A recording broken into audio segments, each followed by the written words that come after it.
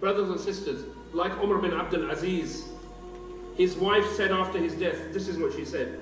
She said she used to ask him in the night, because he was crying all night, Ya Amir al-Mu'mineen, what is troubling you this night?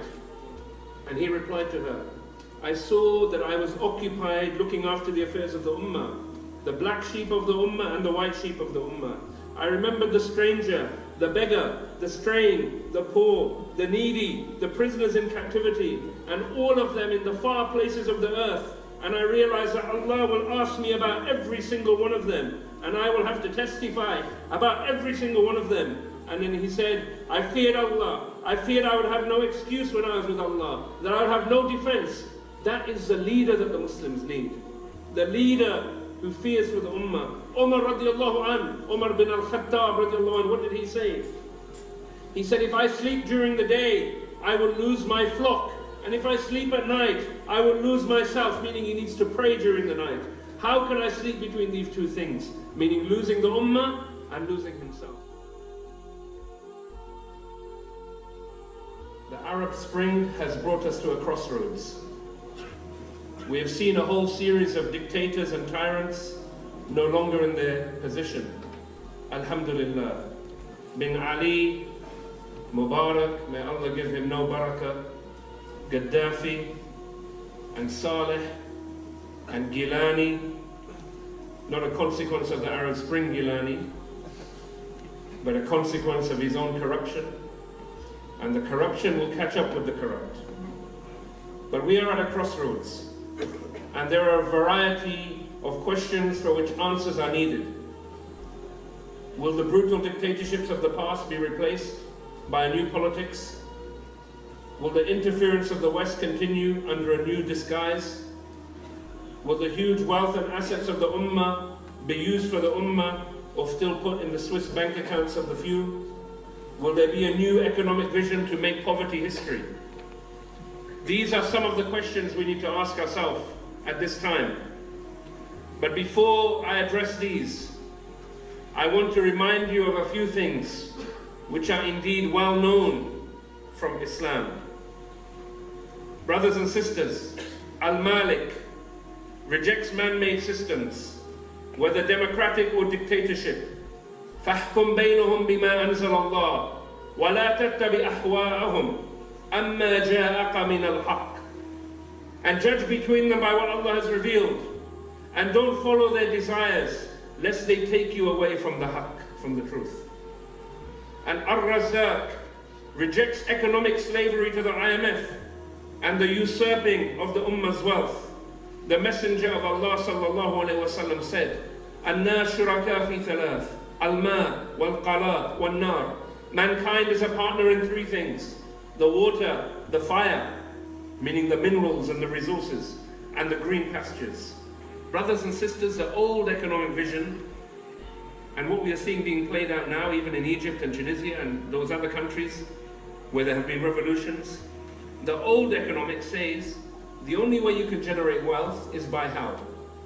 You increase taxes, you lend more money from the IMF and the World Bank.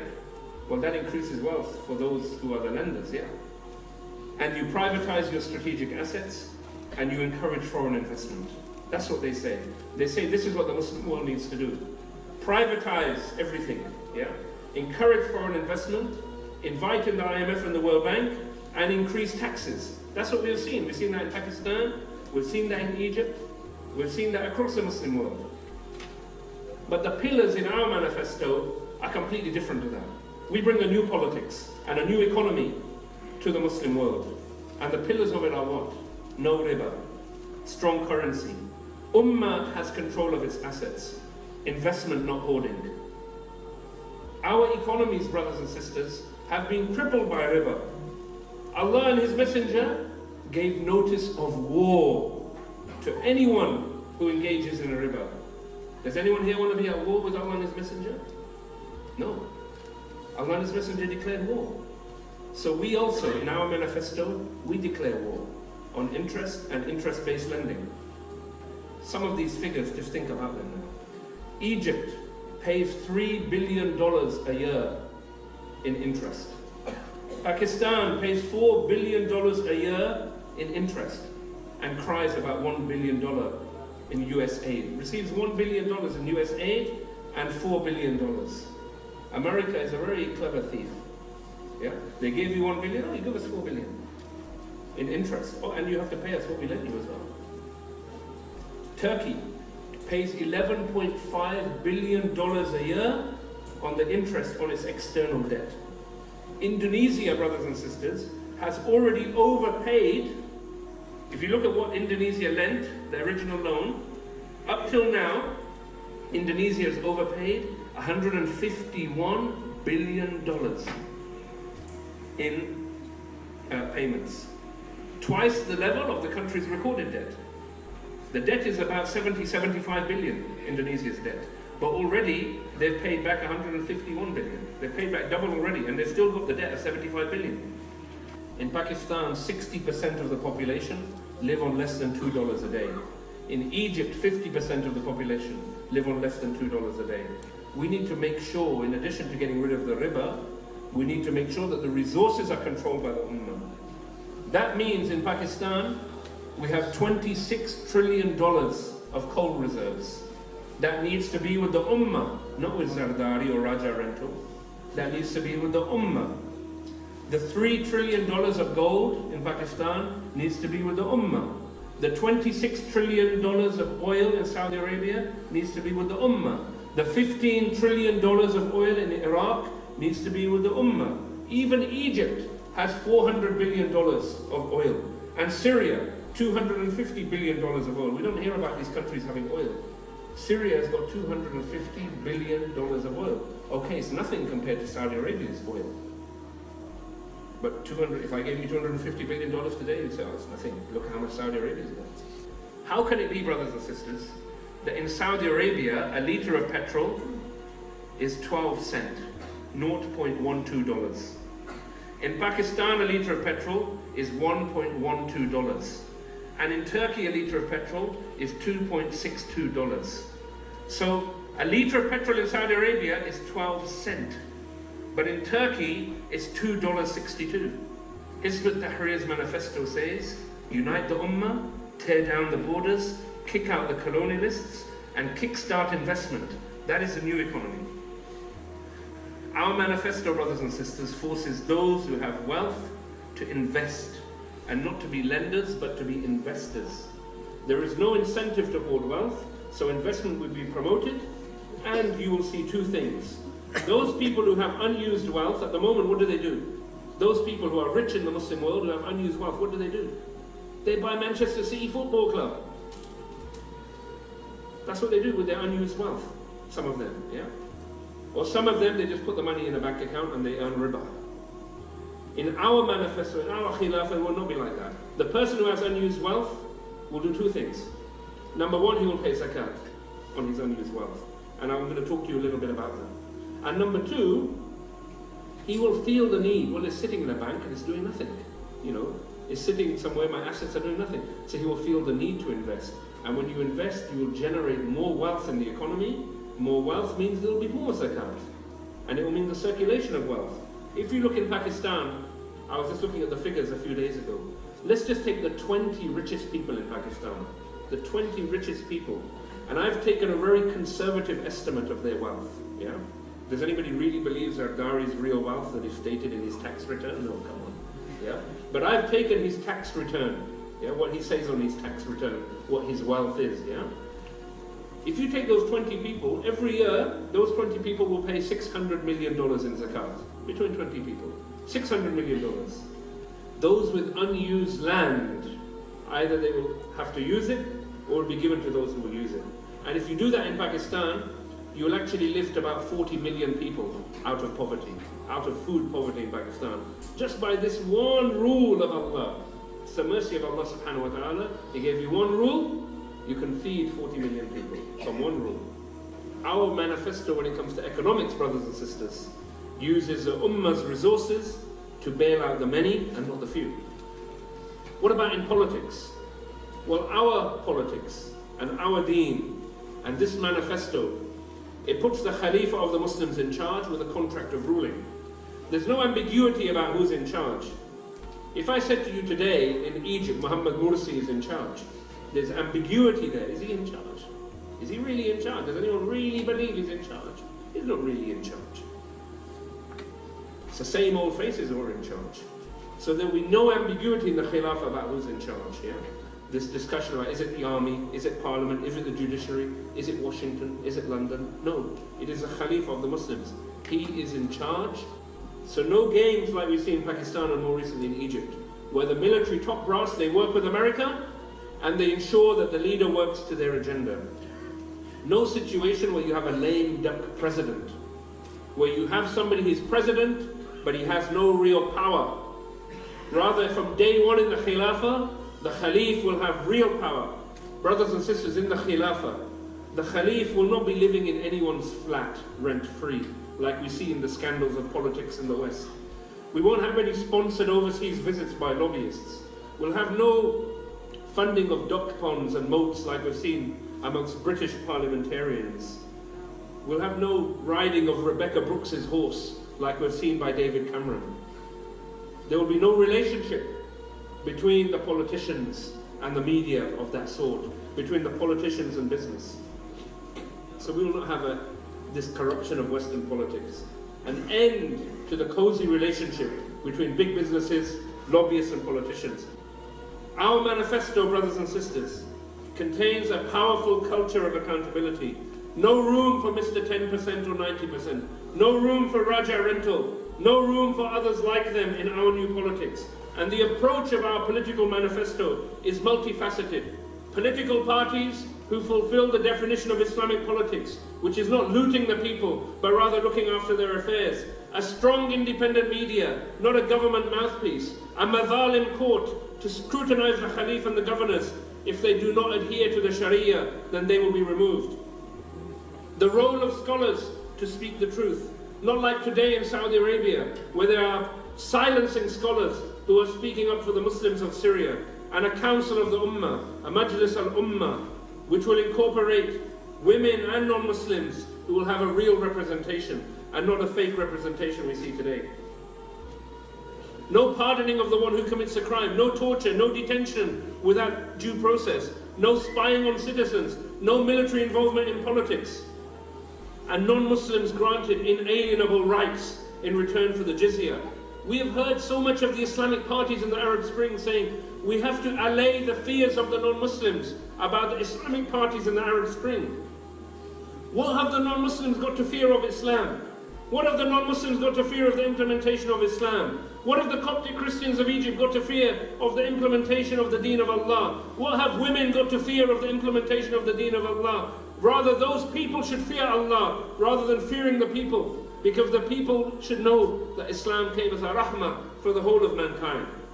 In foreign policy, the pillars of foreign policy are simple.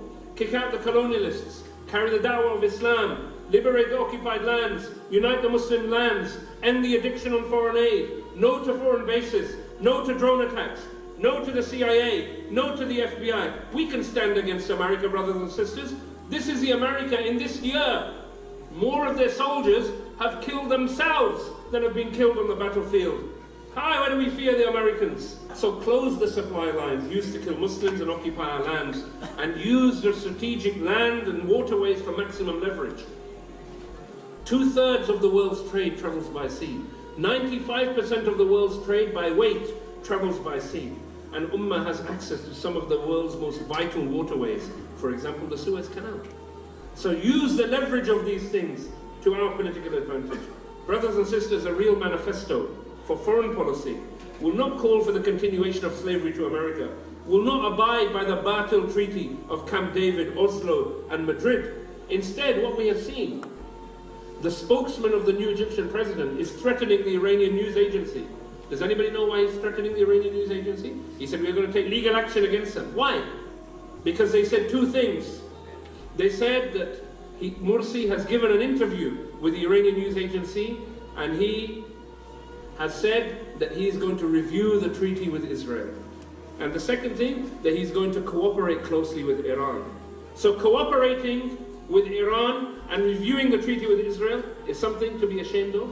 to unify the Muslim lands. We don't want cooperation with Iran. We want the unification of the Muslim lands, yeah?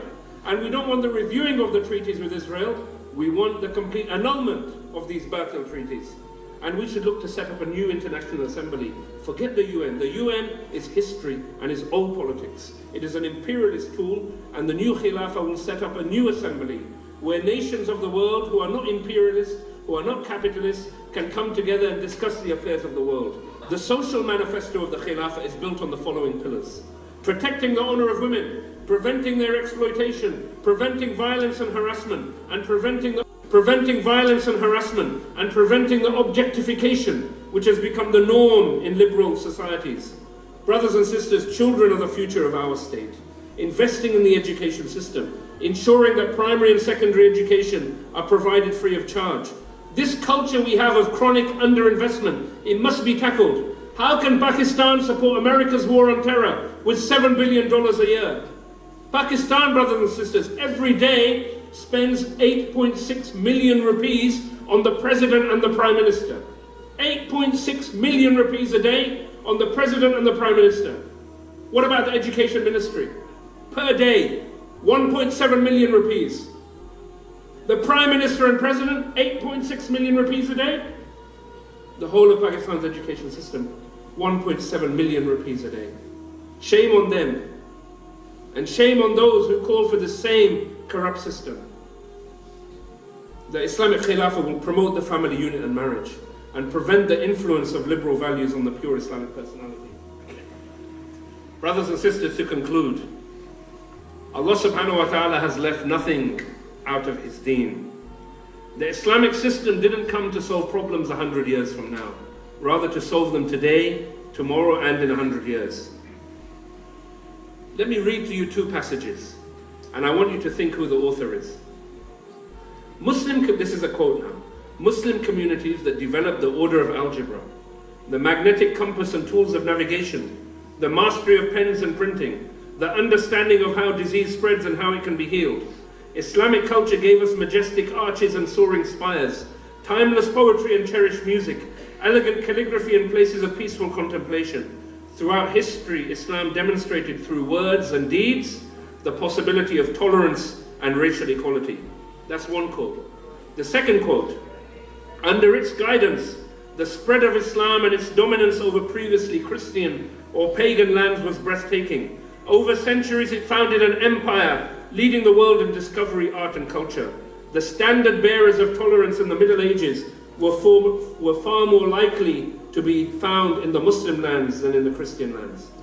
Does anybody know who said these things? The first one. The first quote, who said it?